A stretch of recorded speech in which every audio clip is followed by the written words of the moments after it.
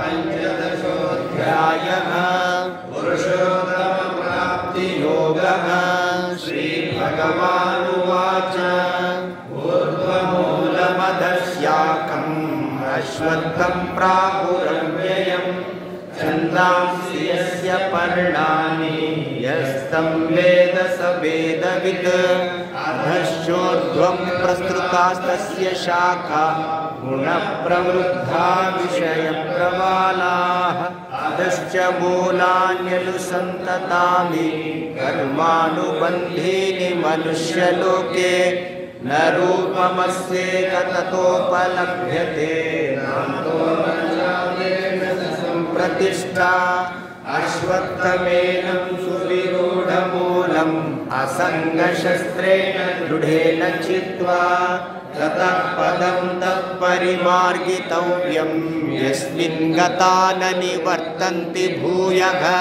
तमेव चाद्यं पुरुषं प्रपद्ये यतः प्रवृत्ति प्रसृता पुराणे।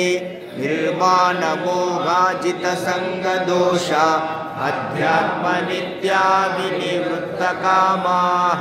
द्वन्द्वैर्विमुक्ताः सुखदुःखसङ्गैः गच्छन्त्यमूढाः पदमव्ययं तत्। न तद्भासयते सूर्यो न शशाङ्को न पावकः। यद्गत्वा न निवर्तन्ते तद्धाम परमं मम। ममैवांशो जीवलोके जीवभूतः सनातनः। मनश्षष्ठानीन्द्रियाणि प्रकृतिस्थानि कर्षति। शरीरं यदवाप्नोति यच्चाप्युत्क्रामतीश्वरः। गृहीत्वैतानि संयाति वायुर्गन्धानि वाशयात्। चक्षुस्पर्शनं च रसनं घ्राणमेव च अधिष्ठाय मनश्चायं विषयानुपसेवते।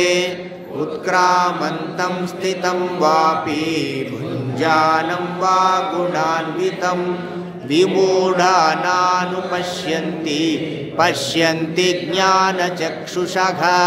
यतन्तो योगिनश्चैनं पश्यन्त्यात्मन्यवस्थितं। यतन्तोऽप्यकृतात्मानो नैनं पश्यन्त्यचेतसः। यदादित्यगतं तेजो जगद्भासयतेऽखिलम्। यच्चन्द्रमसि यच्चाग्नौ तत्तेजो विद्धि मामकम्। कामाविश्य च भूतानि धारयाम्यघमोजसा। उष्णामि चौषधीः सर्वाः सोमो भूत्वा रसात्मकः। अहं वैश्वानरो भूत्वा प्राणिनां देहमाश्रितः। प्राणापानसमायुक्तं पचाम्यन्नं चतुर्विधम्। सर्वस्य चाहं हृदि सन्निविष्टो मत्तस्मृतिर्ज्ञानमपोहनं च।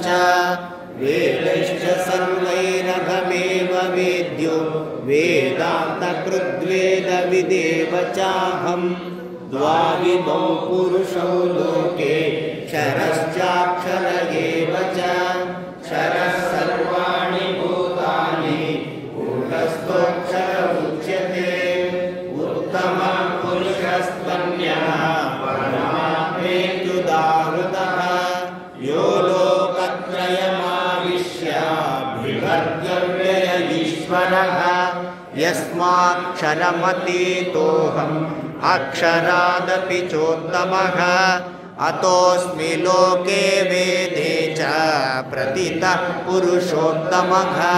यो मामेवमसम्मूढो जानाति पुरुषोत्तमम्। स सर्वविद् भजति मां सर्वभावेन भारत। इति गुह्यतमं शास्त्रम् इदमुक्तं मया नघ। एतद्बुद्ध्वा बुद्धिमान् स्यात् कृतकृत्यश्च भारत। ॐ तत्सदिति श्रीमद्भगवद्गीतासु उपनिषत्सु ब्रह्मविद्यायां योगशास्त्रे श्रीकृष्णार्जुनसंवादे